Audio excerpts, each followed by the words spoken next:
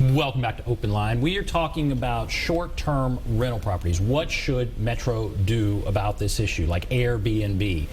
Big contentious issue before the council. 2 council members here, a bunch of calls. So I'm going to start going through the calls. Let's go to Julie. Hello, Julie. Julie, are you there? I am here. Thank you so much for taking my call. Great, go right ahead. We're hearing so much tonight from these 2 about enforcement, and it seems to be the fallback position whenever this topic comes up. What I don't understand is when both these council people recognize that the violations are primarily coming from type 2s and type 3s who are non-owner occupied. Why on earth invite more violators? If they went forward with the discontinuation of type 2s and type 3s, which really would be much more appropriate when you look at zoning and the spirit of zoning, and certainly the spirit of Nashville Next, the resources that are available for enforcement could be much better utilized to control the party houses which happen to be type 1. I'd like to correct Councilwoman Allen's characterization that the party houses are all type 2s and type 3s. Type 1 does not mean, I can tell you from experience, having a handful of them on my block, type 1 does not mean that the owner is there. Type 1 means the owner is there probably Monday through Thursday, Monday through Friday ideally. And then you can have a conversation with them Monday morning, but there's nothing about type 1 that says that the owner is present. So we have plenty of party houses which turn out to be type 1, and the resources that might be available for enforcement will be completely taken up by those. Not to mention— Okay, well, let's talk about some of this. And I want to give you, just briefly, obviously you have an opinion in this, and I want to ask about type 1, type 2. Have you had an experience? What is your situation? Why do you feel the way you feel? Because I live in a residential zone, and I feel like the city pulled a bait and switch on me. I made a huge investment in my home, and within 6 to 8 months, there were 6 Airbnbs on my block alone. One of them was non-owner occupied, illegal, and 5 of them were quote unquote owner occupied. One gentleman has never stepped foot on this street ever. I mean, the idea that there's any enforcement at all is a joke. Okay, well, let's talk about all that. Clear frustration there, and she's talking about type 1, type 2. Type 1 would mean the person lives there, theoretically. Yeah. And then 2 and 3 are investor properties. Okay, what do you think about what she's saying there? So, Julie is somebody that we both know, and we're both familiar with her story, and she really exemplifies the worst case scenario for short-term rentals as far as a neighbor's experience. She lives in the extended Germantown area, and just a terrible experience. Legal, illegal, all piled together, raucous parties till late in the evening, ended up having to take time out of her life in order to beg the city to do enforcement. She's right that enforcement's been terrible up till now. The place where I've got some difference in perspective is I am not prepared to say it's impossible for Metro to be able to do enforcement. I think we've mentioned a couple times the mayor's had a consultant. One of the suggestions is that we hire this software consultant that basically has built an algorithm to find unpermitted ones, which anecdotally are half of all short-term rentals. In my perspective, if we manage to seek out half of the short-term rentals that don't have permits and get rid of them, then that's going to address half the problem. And Julie made the point that if you get rid of some, then it's easier to enforce the others. Enforcement has to be a part of the solution. And I would add to that the software company also does a lot of documentation, which is key. I mean, I've got a long list that has been sent to me by these people as well as others that will call in probably, of properties that are operating without permits. And we give them to codes, and they go on a list somewhere. And I think codes is slowly marching their way through it, but they simply have not. I mean, we're booming. Codes is overwhelmed. They are overwhelmed, on exactly every right. different level. And so the consultant, in addition to recommending that the software company be added to the mix, also recommended adding more people to the codes department specifically so they could do that, which I think would also be helpful. But this software company can do part of the documentation and also have a 24-hour hotline. which is another thing. I mean, right now there is a whole smorgasbord of phone numbers to call, depending on whether it's a noise violation or a trash violation or whatever. Or, you know, you call the police sometime and codes other time. And I understand the frustration of the neighbors with enforcement because, you know, to try to explain to them how to deal with it, it's just so very complicated, and it puts so much of a burden on them that they're exactly right. It's not working. So our hope is that having a 24-hour hotline, single number to call, and having someone else help with the documentation can be big. Let's go to Alice. Hello, Alice. Hello? Go right ahead. Hello? Hi, you're on. What's on your mind? Hi. My question was, how will banning the short-term rentals stop them if we don't have the enforcement? I do own one. It's very quiet. No one even knows it's there barely, and I also like to call them problem properties. I've spent 30 years in East Nashville and have learned to call the police and codes over and over again for various types of problem properties, which I would include loud, noisy parties at short-term rentals to be a problem property. And I'm just, since we have 2,000 illegal ones, I'm just concerned that banning them, they're going to keep going. I mean, the legal ones will stop. I would close mine down if I was told to close it down. Is there, Molly, may I ask you, is there a rating process where if you have someone who rents from you on a short-term basis and they tear up your property, you can rate them in a way that they would not be able to rent or would likely not be able to rent at a future time, and vice versa? Is that part of this? Are you talking to me, Alice? Yes. Alice, I'm sorry. Is that right? The question again. I'm trying to hear their TV. I'm sorry. Well, that's okay. Well, let me ask you. Are you aware of that? I mean, with Uber, you have a driver and a customer. If one rates the other badly, it can have implications down the line. Do we know the people that are renting these properties? If they mess up, could the owner rate them in a way that would make it so they couldn't rent at a future time? So you'll probably get a better answer from an expert, which is an owner, but my understanding is there is a back and forth rating system both for the host and for the guests. There are a number of different platforms, so a guest can get a bad rating on one platform and go to another platform. So I wouldn't say that is a foolproof way to do it. You know, we've got to deal with it on a real-time basis better than we are now, and there are some tools that are being developed to help us do that. Okay, any other addition to what she said? Yeah, I mean, to her point about don't we have to have enforcement no matter what? Exactly. I think, yeah.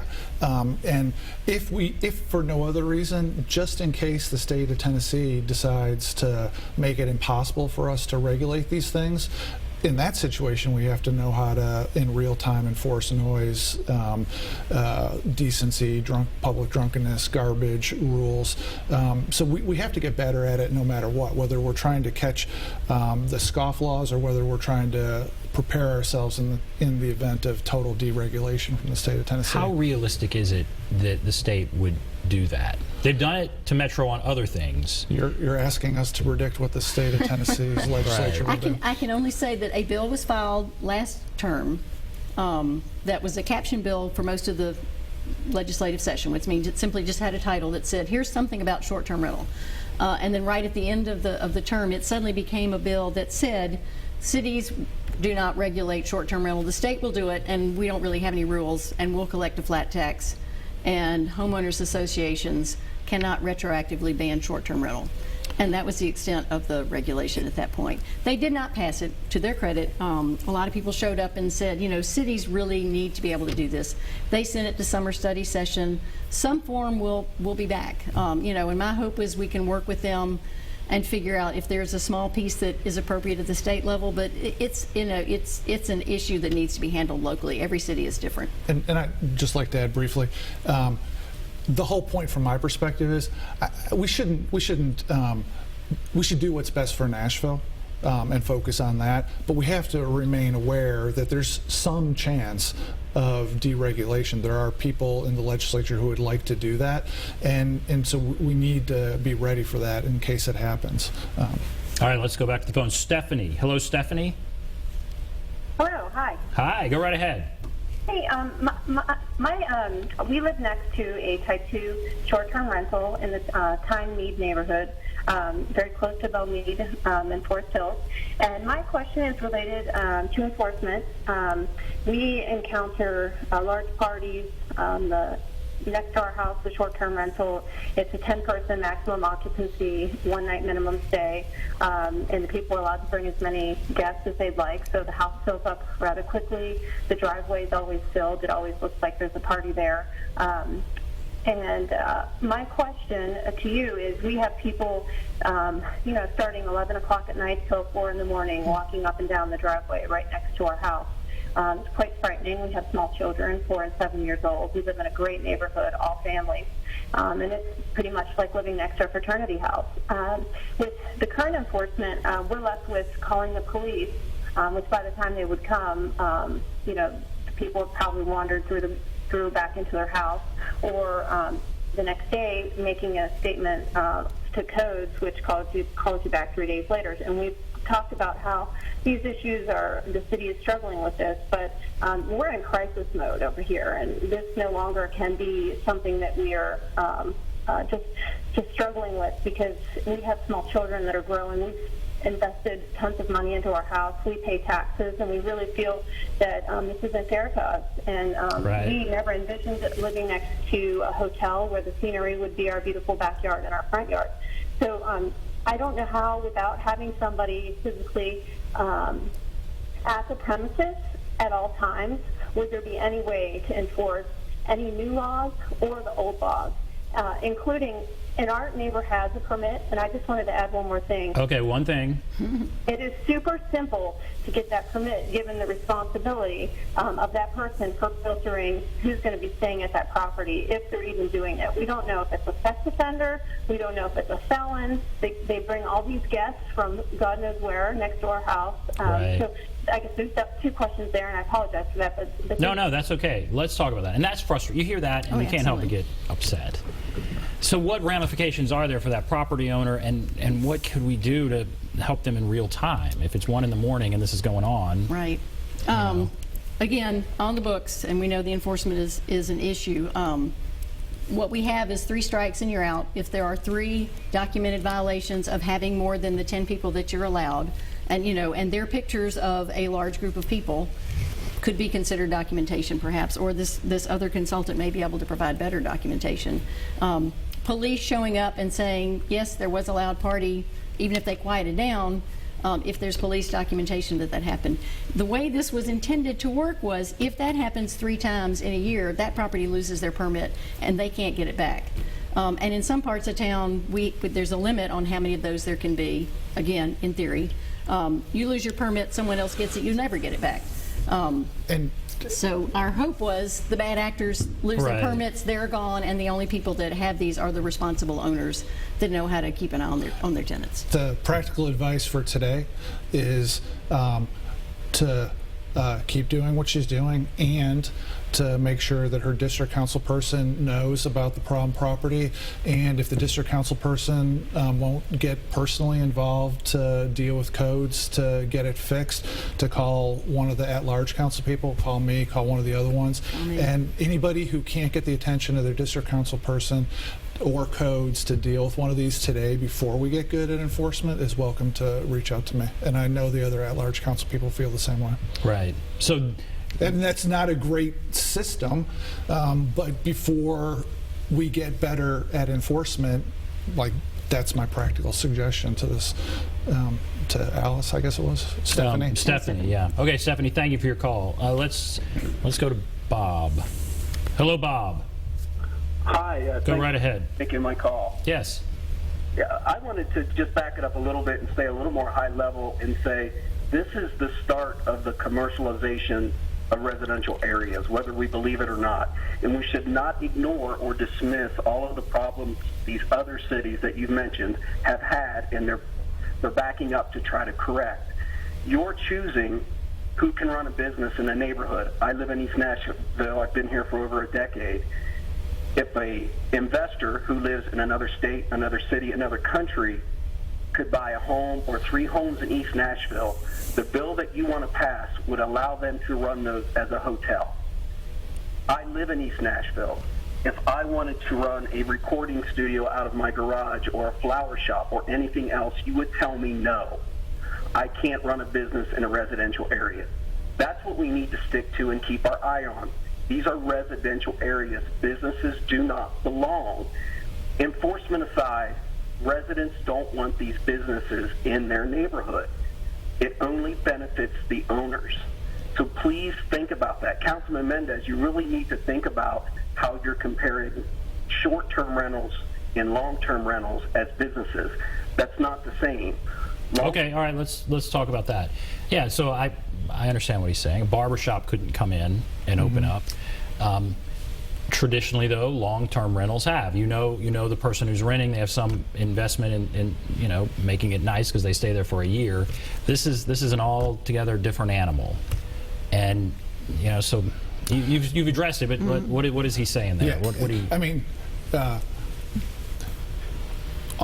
all the legislation that we passed in 2016 to limit short-term rentals or put more restrictions on them, I was a sponsor or co-sponsor. I got involved with this because of stories like Stephanie's, where people have got small children next to a never-ending stream of strangers, and that's a legitimate neighborhood concern. I appreciate what he's saying about the feel and the texture of short-term rentals being different for a neighborhood, but if you look at it legally, it's a for-profit operation where people come and use a building you own, whether it's short-term or long-term. It's hard to draw distinctions on that inside of laws. Obviously, we're not to the finish line. His concerns about if you allow a short-term rental, you have to allow a barber shop or a recording studio. That's a fight that I guess has been going on since long before I was in the council. The idea of recording studios in homes. I can't practice law in my house if I have a client come visit me. Accountants can't do that. Hairdressers can't. I don't have a good answer for him on the tension, but it comes down to the problem grows out of having people rent a home to live in for profit. That's business, whether it's long-term or short-term. The issue is when it's the huge turnover all the time. Very interesting discussion tonight. All right, we're going to take a break. We'll come back, take more calls. We'll be back right after this.